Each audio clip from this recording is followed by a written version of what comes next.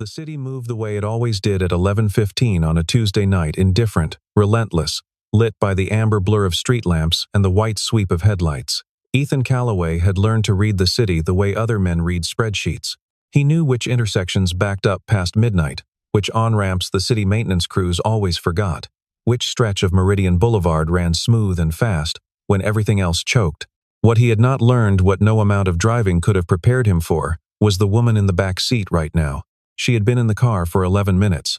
She had not said a single word, and the silence coming off her was not the comfortable kind, not the tired executive heading home kind he'd gotten used to with this agency. It was the kind of silence that preceded something breaking. He watched her in the rear-view mirror without appearing to. She was looking out the window. Her right hand was pressed flat against her thigh, fingers spread, like she was trying to hold something down. Her left hand held her phone, screen dark, and she was not unlocking it. Vivian Hartwell. He'd done the pickup from the Alderton Grand, a private function, black tie. The kind of event he'd been ferrying people to and from for 8 months now. The agency briefing said, CEO, Hartwell Group, direct, minimal conversation preferred. Tip well, if on time. He'd been on time. She had come out of the hotel side entrance 12 minutes early, which meant something had gone wrong inside. She had given him an address, not the Hartwell Group Tower, not a hotel, a residential street in Lakeview. Then nothing. The phone in her lap lit up. She watched the screen glow without touching it. It went dark again. He said nothing. The light at Meridian and 4th went green, and he moved through it. Then, I need you to take me home. He glanced in the mirror. That is the address you gave me. I know what address I gave you. A pause. Something shifted in her voice, fractional, almost imperceptible. I just needed to hear it out loud.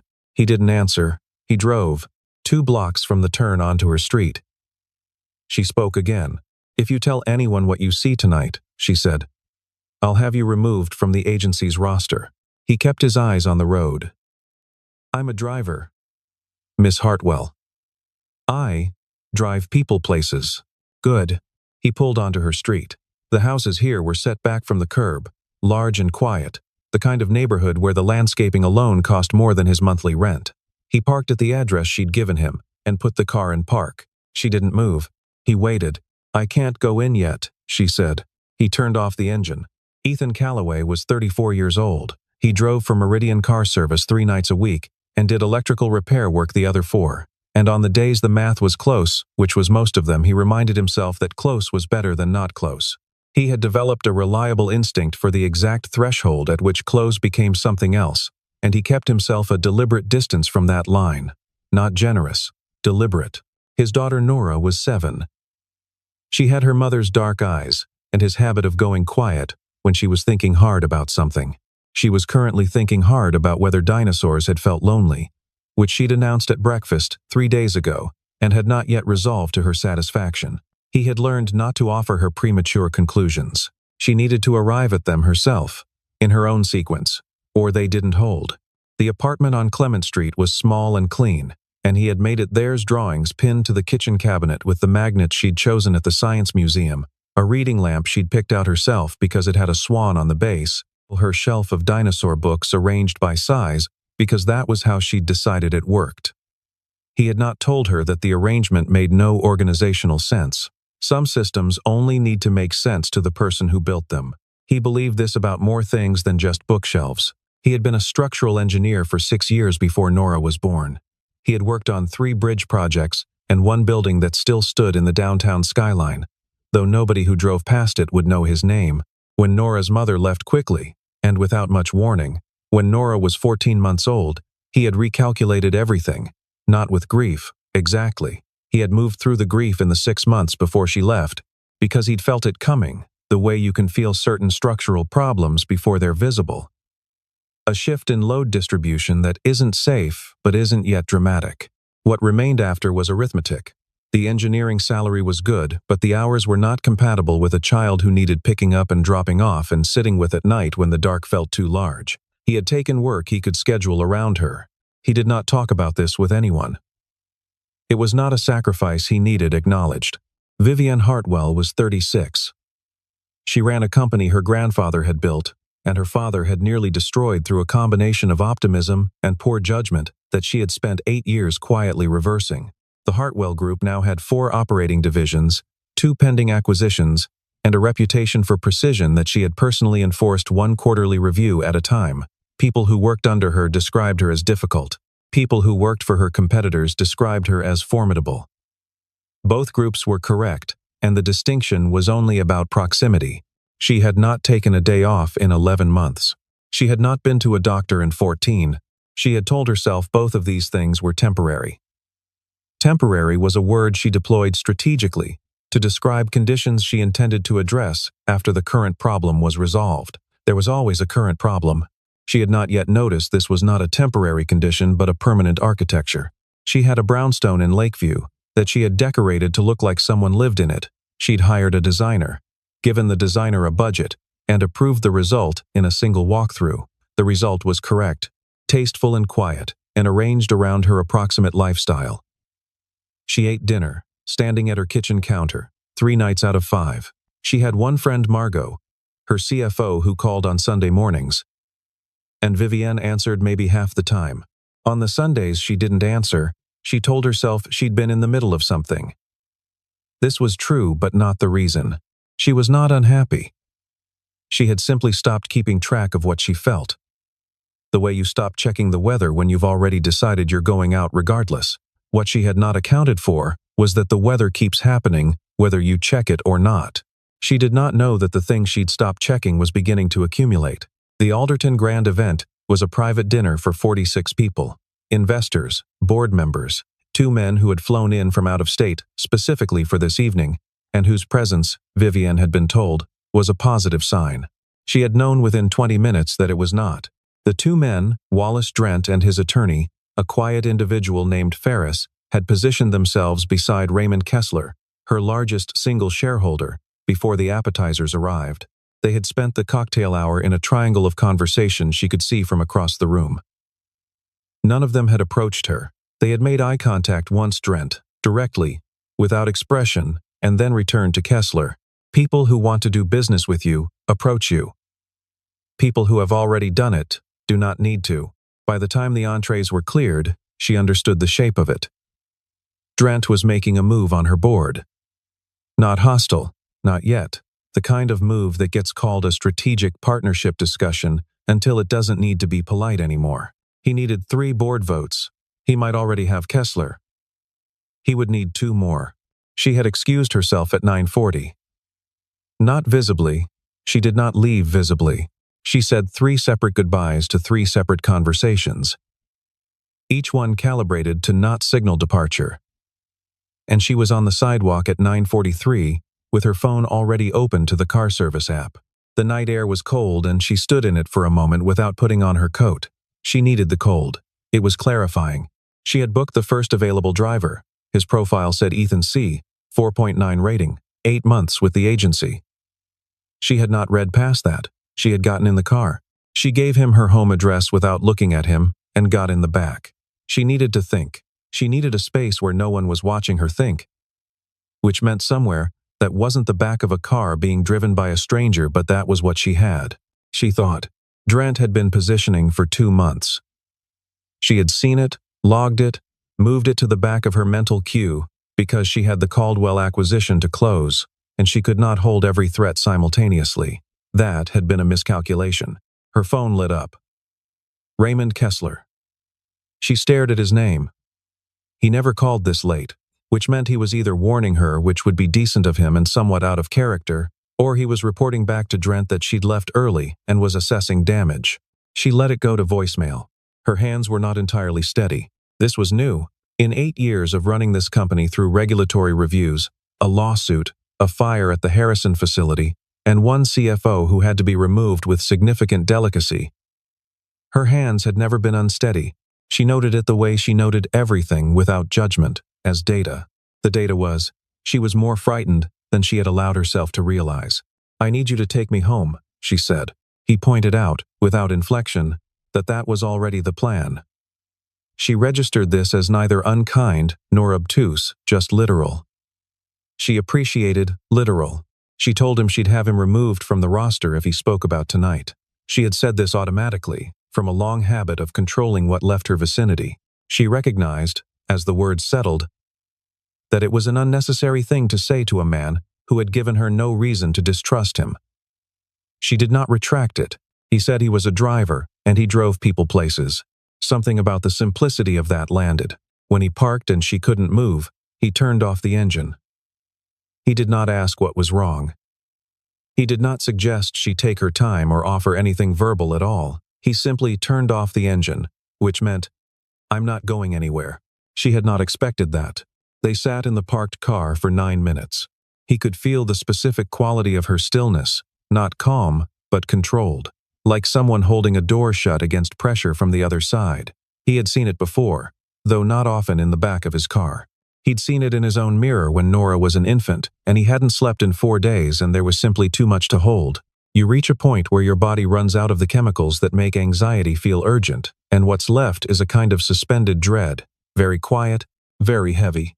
He reached into the center console and found the water bottle he kept there for long nights and set it on the seat beside him where she could see it if she looked forward. He did not hand it to her. She would take it or she wouldn't. 30 seconds later, she reached forward and took it. She drank. He watched the street. The brownstone across from them had a lamp on in an upstairs window. 2 doors down, someone had left a bicycle on the porch. A cat sat on a front stoop, 3 houses down, watching nothing in particular with the focused indifference of a creature that has decided where it belongs. The neighborhood was the kind of quiet that accumulated not silent, but deeply settled. These were houses that had been lived in long enough to absorb the habits of their occupants. Hers was the exception. Even from the outside, in the dark, it had the quality of a house that was waiting to be lived in. He had ferried a lot of people home over 8 months. Most of them went from the car door to the front door in one continuous motion, the choreography of routine. She had stopped. The stopping meant the house was not the destination, it was just the place. She had nowhere else to go. "I need to go in," she said finally. "Okay." She didn't move for another full minute. He did not fill the minute with anything. Some people, he had found, needed silence the way they needed air in quantity, and without comment. Then she opened the door. He got out without being asked, and came around not to help her out. She was already standing, but because parking was tight and the angle of the door was awkward and he was there, she didn't acknowledge it, and he didn't expect her to. The front steps were 4 wide stone risers. She took them without holding the railing until the 3rd one, and on the 4th, her heel caught the edge of the tread. It was not a dramatic fall. She caught the railing in time, but the movement was graceless. And in a woman whose every movement in the car had been precise and deliberate, it registered as more than clumsiness. She was running out of something. He came up the steps. "Do you have your key?"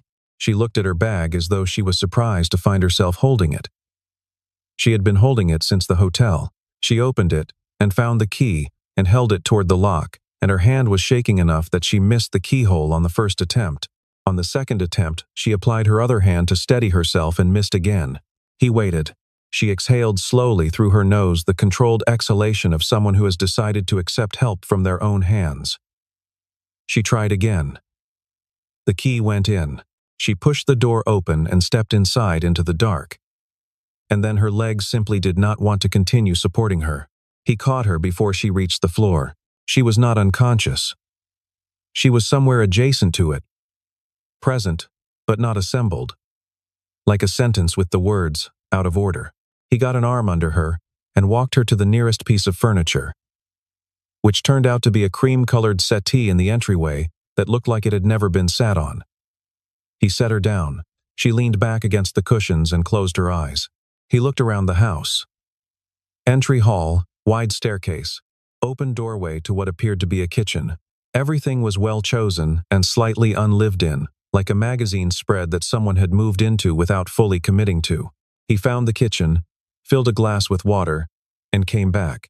She took it without opening her eyes. Drank half. "Thank you," she said. He sat down on the bottom stair, which was far enough away to not be hovering. After a moment she opened her eyes. She looked at him with an expression that was calculating and exhausted in equal measure, assessing whether this was a situation she could control, arriving at the answer that it was not, and then arriving at the further answer that this was fine. "I'm not drunk," she said. "I know. When did you know? You ordered water at the hotel bar." "I was parked out front. I watched you through the window." She absorbed this. "You pay attention. It's my job." Another silence. Not the earlier kind. Something had released fractionally around the edges. "Someone is attempting to take my company," she said. He didn't respond. She wasn't asking for a response. Not violently, not illegally, necessarily, just surgically. "A board maneuver that's been in preparation for 2 months, and that I should have neutralized already." She paused.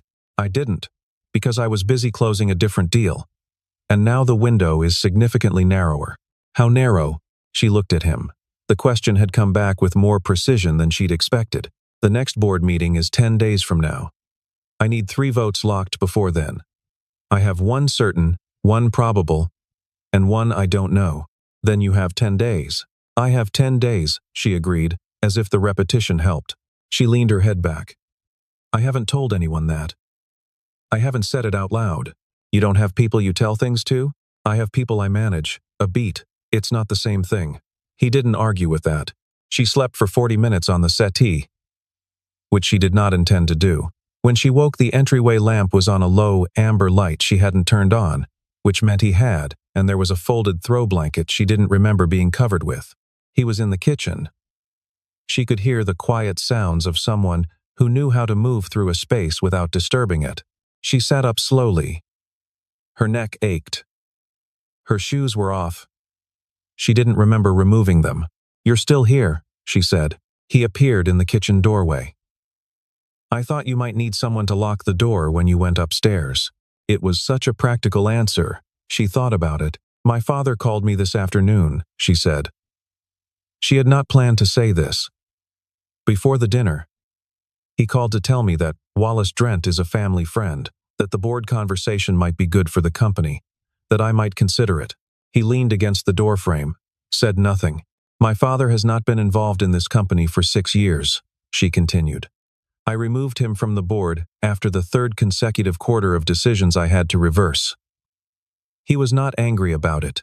He is constitutionally incapable of anger. He is, however, perfectly capable of quietly handing information about our internal processes to a competitor, because he finds the man charming and likes the attention. Does he know that's what he's doing? She considered this more carefully than he'd expected her to. Probably not.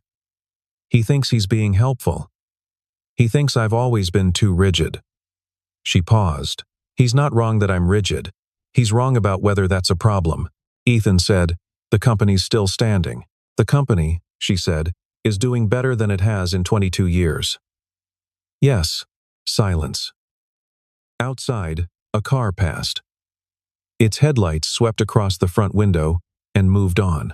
"I don't know who Drent spoke to internally," she said. "I need to know that before the board meeting. If he's had access to our financials beyond what's public, there's a compliance issue on top of everything else.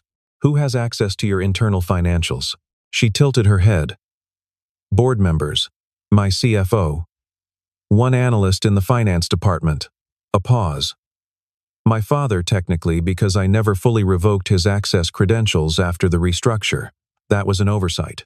"Then that's probably where it went." She looked at him. "You're not just a driver." "I'm a driver right now." "That's not an answer." "No," he said. "It isn't." He pushed off the doorframe. "You should sleep properly. The settee isn't doing your neck any favors." She wanted to push the point. She let it go, which was unusual for her. "The door locks automatically," she said. "If you leave, just pull it behind you." He nodded. She went upstairs. He locked the door. He sat in his car for 3 minutes before starting the engine. The brownstone was dark now, except for 1 window, 2nd floor, left side. It went dark as he watched. He had a daughter at home with Mrs. Okonkwo from 4B, who charged $12 an hour, and never complained when Ethan ran late, and always had the good sense to leave him a short note about how the evening had gone. Nora ate well. Nora didn't. Nora had a nightmare. Nora laughed at something on the nature documentary for 20 minutes and wouldn't explain why.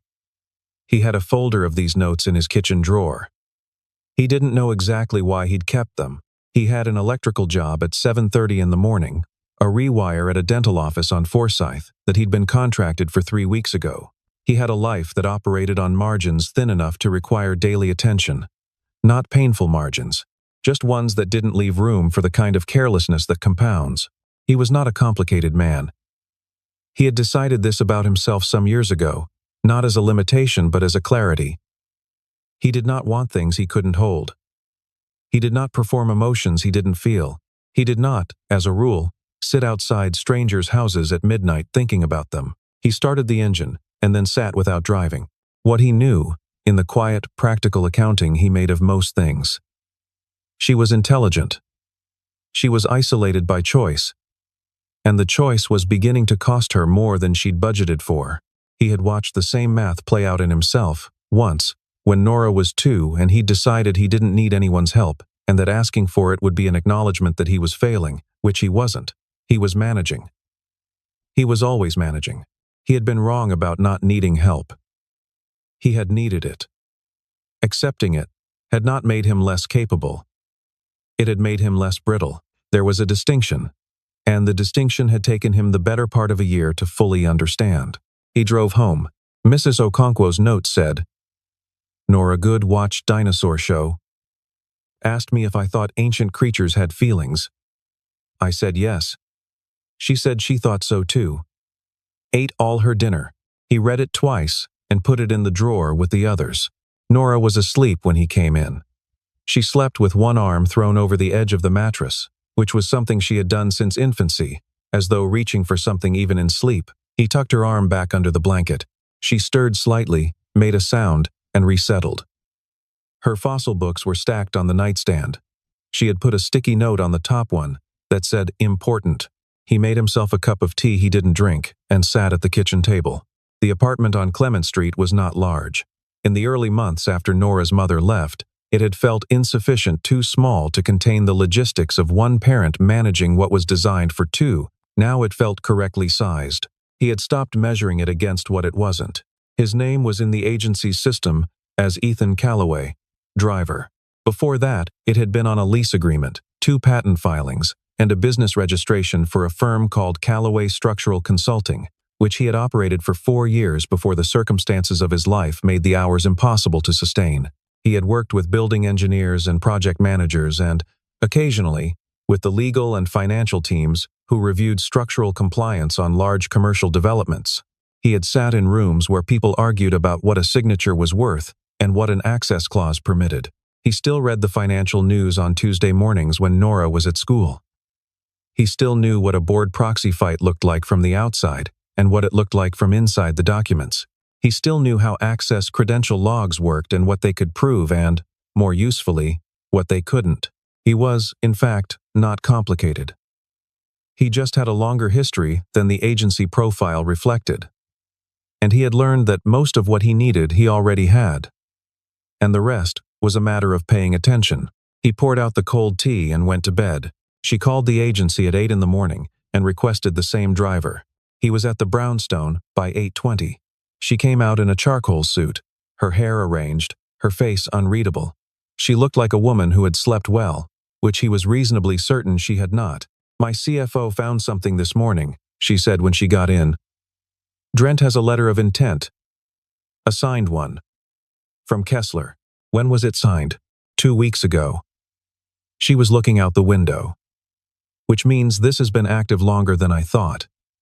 And Kessler sat across from me at dinner last night and discussed Q3 projections. Who else knows about the letter? Margot, my CFO, and now me. And Drent, obviously." A pause. "And Ferris, his attorney. The letter is signed, but it's not binding until the board votes," Ethan said. "If Drent doesn't have a majority, the letter is just paper." She looked at him in the mirror. "You know something about this," she said. It was not a question. "I know something about most things," he said. "Where do you need to be first?" She gave him the address of the Hartwell Group building. Then, "My father's credentials are still active in our system. Margot confirmed it this morning. If we can establish that data was accessed from those credentials and transmitted externally, we have a compliance violation on Drent's end. He used improperly obtained information. You need the access logs. I have the access logs. What I need is someone who can tell me what I'm looking at. Our IT director is thorough but slow. And I need this done before noon because Drent has called an emergency shareholders discussion for 2 o'clock. That's not a board meeting. No. But it's the setup for one. He's building narrative. She pressed her fingers against the window glass briefly, then dropped her hand. If I walk in there without evidence, he controls the room. Ethan pulled into the Hartwell Group's underground parking and stopped the car. He said, I can look at the logs. She turned to look at him directly, not in the mirror, directly. You can read access logs. I can read access logs. She considered him for a long moment. He met her eyes without elaboration. All right, she said. The logs were 3 months of records, time-stamped and user-attributed, running to nearly 400 pages of entries. Margot, small, precise, wearing the expression of someone who had been awake since 5 in the morning and was running on professional obligation, set him up at a conference table with a laptop and a secondary monitor and did not ask who he was. Vivienne said, He's consulting. Margot accepted this, the way she accepted most things. Vivienne said, as fact that required no supplementary explanation. She brought Ethan a coffee without asking and pulled up the log archive and left. He worked through the logs methodically. He had done forensic reviews before, not of credential access, specifically, but of systems under stress, which operated on the same principle. Look for what shouldn't be there and trace it backward.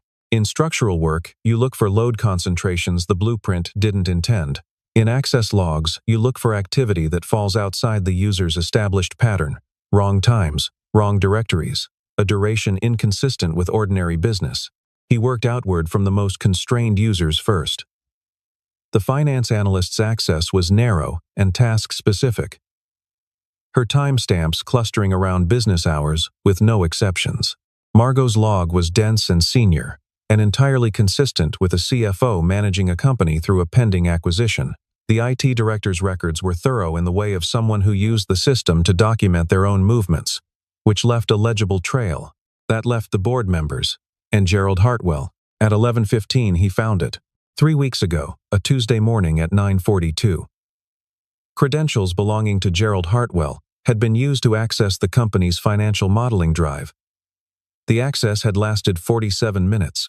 The directory he had opened contained 3-year revenue projections, divisional breakdowns, and the working documents for the Caldwell acquisition.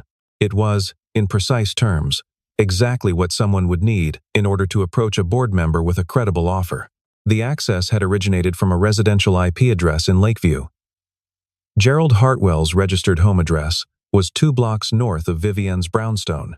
He called Vivienne into the conference room. She stood over the laptop and read what he had marked. She read it twice, with the careful attention of someone determining whether the thing in front of them means what it appears to mean. Her face did not change, but something behind it did a small internal adjustment, the kind that doesn't reverse. He didn't just talk to Drent, she said. He went in and pulled it himself. Yes, from his home. A pause. At 9:40 in the morning, which means he planned it. He wasn't acting impulsively. He understood. Her voice was flat and precise.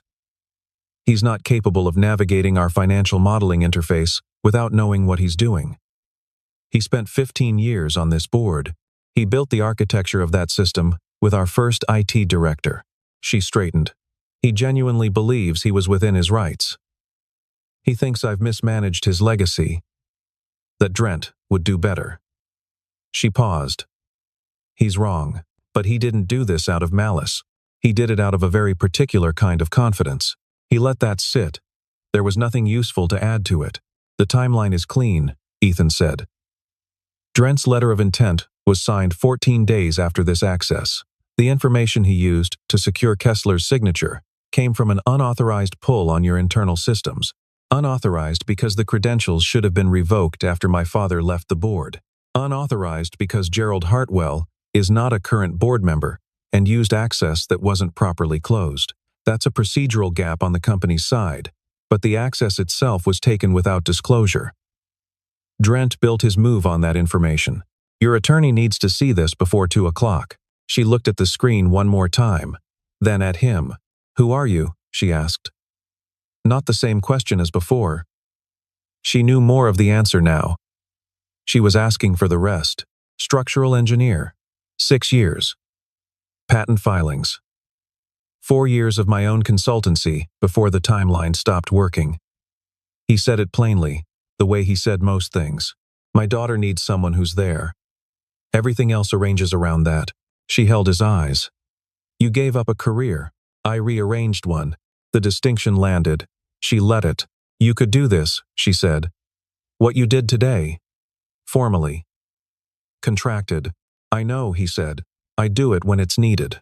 It's needed now. Then I'm here now. Her phone buzzed. Margot, from the outer office. The corporate attorney had arrived and was asking which room. She stood. Stay, she said. Please, the words sat in the air between them, and he did not comment on it. He nodded. She went to meet her attorney. The 2 o'clock meeting lasted 90 minutes. Ethan waited in the lobby with a cup of coffee and a copy of the building's architectural digest that someone had left on a chair. He read the piece on load-bearing innovations in mid-century renovation and found it more interesting than the author probably intended. He knew, broadly, how the meeting would go. The attorney had the access logs. The timeline was clean. Drent would have options: withdraw gracefully, press forward, and absorb the compliance liability, or negotiate, but his position had changed from aggressive to defensive, and that was the only change that mattered today. Vivienne came out of the conference suite at 3:52. She did not look triumphant. She looked like someone who had done something difficult and was still holding the weight of it. Drent withdrew the letter, she said. For now.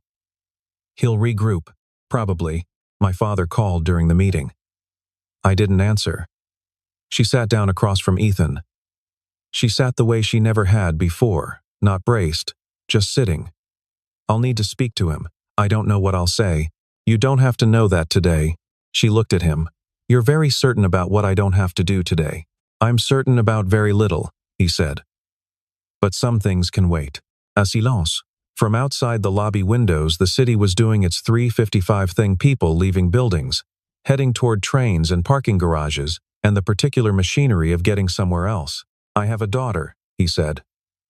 Not as a disclosure, just as a fact he was placing on the table between them. She's 7. She's currently at school, thinking about whether dinosaurs were lonely. Vivienne blinked. Whether they were what? It's a question she's been working on. What's her conclusion? She hasn't reached one. She's thorough. He looked at his coffee. She has a loose tooth. She's very annoyed about it. She says it disrupts her eating. And she resents the disruption. Vivienne was quiet for a moment. Then something moved across her face that he hadn't seen there before. Not warmth exactly, but the precursor to it. The recognition of something real. She sounds like someone I'd respect, she said. She'd respect you back, he said. She respects competent people. Vivienne looked at him for a long moment. Then she looked away. And there was the very beginning of something on her face that was not quite a smile, but was related to one. She said, I haven't eaten today. I know. How do you know? I pay attention. It's my job. She almost smiled at that. So you keep saying. He stood. There's a diner, 2 blocks east. They have soup. She looked at him, as though the suggestion were written in a language she was still learning to read. A CEO, with 3 division heads in the building, going to a diner 2 blocks east for soup. She picked up her jacket from the chair. All right. The diner was called Hartley's, and it had been there since before either of them was born, which you could tell from the way the booths had settled into themselves, the vinyl slightly worn at the seat edges, and the table surface, a laminate that had been cleaned so many thousands of times, it had achieved a particular kind of depth, like something that had been through enough to become simple. She ordered the chicken soup, and he ordered coffee, and she looked at him. You're not eating. I'm waiting on a call from Nora's school. Tuesday is library day. She argues with the librarian about classification systems. Vivienne blinked. She argues, constructively. She has opinions about the Dewey Decimal System that the librarian finds challenging. What are the opinions? That science books should be organized by subject, not by the author's last name. Because in her words, you don't look for a book about volcanoes by thinking about who wrote it. Vivian was quiet for a moment. Then, she's right. The librarian disagrees. The librarian is wrong. He almost smiled. She caught it, the almost of it. She sounds like someone I'd respect, she said. She'd respect you back, he said. She respects competent people. The soup arrived. She ate it, which she had not been doing, eating properly. With attention. He noticed she did everything with attention when she was not performing something. At the hotel, she had been performing control. At the Brownstone, she had been too exhausted to perform anything. Here, in a booth at Hartley's on a Tuesday afternoon, she was just eating soup, and it was the most human he had seen her. Her phone buzzed. She looked at it. Margot. She looked at Ethan. Do I need to answer this? Does she know you're not in the building? She knows I'm taking an hour. Then she can wait an hour. Vivienne put the phone face down on the table. She looked at it for a moment. This decision she had made. And then she returned to the soup. It was not a large thing, but it was new. Nora had decided, by Thursday, that the dinosaurs had probably been lonely in the same way she was sometimes lonely at school, not the bad kind. Just the kind where you had things inside you that weren't easy to explain to other people. She told Ethan this at dinner. He said, "That's a real thing. A lot of smart creatures feel that way." She considered this. "Do you? Sometimes. Do you now?" He thought about it honestly. "Less than I did last week." She seemed satisfied with this and returned to her pasta. Vivienne had texted him twice since Tuesday. Both texts were practical. Once to confirm an access log detail for the attorney's documentation, once to let him know that the IT director had formally revoked Gerald Hartwell's credentials and the compliance filing was complete. He had responded to both. On Friday, she texted, "Nora's question. I've been thinking about it." He wrote back, "What did you conclude?" "I think the question is whether lonely is the right word. Maybe they weren't lonely. Maybe they just hadn't found the specific other creature that could understand what they were saying." He thought about this. Then, "I'll tell her that. She'll want to refine it. She can tell me what she concludes." He looked at that sentence for a moment. Then he put the phone down and finished the dishes. She called him on Saturday morning, not through the agency. "I'm at the farmer's market on Linden," she said. "I don't entirely know why." "Because it's Saturday," he said. "I haven't been to a farmer's market in 3 years. Were you good at it before?" A pause. "I bought things I didn't cook. That's standard." She almost laughed. He could hear the shape of it. "Nora, is she would? She want to come? If you're not busy." I saw a stand with fossils. Actual fossils. Nora heard the word fossils from across the apartment and sat up from the couch with the velocity of a creature who had been waiting for this information her whole life. The market on Linden ran from 8 to 1 along 3 blocks of closed street. The fossil stand was run by a retired geology professor named Dr. Aldred, who had opinions about the Cretaceous period and was very willing to share them with a 7-year-old who had questions. Nora had many questions. She held a piece of compressed sediment the professor had placed in her hands and asked how it knew to be a rock. The professor told her about pressure and time. She said that was how lots of things worked, which the professor agreed with. She asked whether the thing inside the sediment, the shape of something, pressed and ancient, had known it was going to become important later. The professor said he didn't think it had known. Nora said that was sad, but also maybe okay, because important things probably don't need to know they're important while they're happening. The professor looked at Ethan. Ethan shrugged slightly. Vivienne stood beside him and watched. She was not performing anything. She was just watching a 7-year-old have a conversation with a retired professor about geological time and the nature of significance. And something in her face had gone very still in the way that things go still when they are paying full attention. "She's right," Vivienne said quietly. "She usually is," Ethan said. "It must be difficult. It keeps me honest." She looked at him sideways. "You do more than follow up on her questions." He didn't answer that. They walked the market afterward, not with intention, just with direction. Nora found the honey stand, the bread stand, a woman selling small hand-thrown pots, and a dog whose owner permitted extensive interaction. The dog was large and patient, and Nora asked it several questions it declined to answer. She accepted this without visible disappointment, which the professor would have recognized as a mature philosophical position. Vivian bought the honey and the bread and a small pot without deciding to. She discovered she had done this only at the end of the block, when she looked at what she was carrying. "I bought things again," she said. "That's what markets are for. I usually resist it. How's that working for you?" She looked at the small pot. It was the color of river clay. Unassuming. The kind of thing made to hold something. "I'll figure out what to put in it." At the end of the last block, Nora took Vivian's free hand because her own hands were full, the sediment fossil the professor had let her keep, a piece of beeswax from the honey stand, her father's hand on the other side. She took Vivian's hand the way she took things she needed. Directly. Without negotiation. Vivian looked down. She did not say anything. She held Nora's hand, and they walked back to the car. He drove her home that afternoon. She sat in the front. This time she had not asked if this was all right. She had simply gotten in the front, and he had not commented.